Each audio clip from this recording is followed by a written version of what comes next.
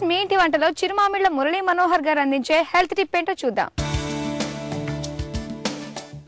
ఆహారం ఔషధం ఈ విభాగంలో దగ్గును గురించి, ఈ సమస్యను తగ్గించే ఆహార ఔషధం గురించి తెలుసుకుందాం.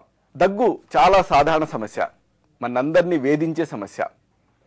ఇలాంటి ఈ దగ్గును తగ్గించే వాటిల్లో ముఖ్యమైన పదార్థం బాదం గింజలు, ఆల్మండ్స్.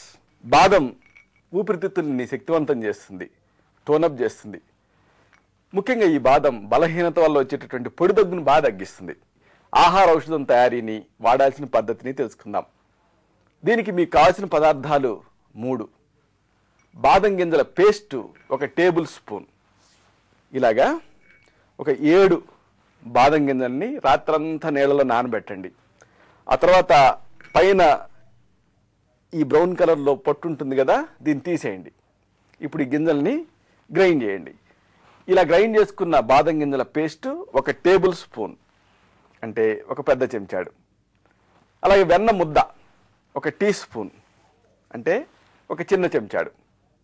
అలాగే పంచదార కూడా 1 టీ స్పూన్ సిద్ధంగా ఉంచుకోండి. ఈ 3 పదార్థాలని ఉపయోగిస్తూ మంచి ఆహార ఔషధాన్ని తయారు చేసుకోండి. ఎలాగంటే ఒక బౌల్ తీసుకోండి.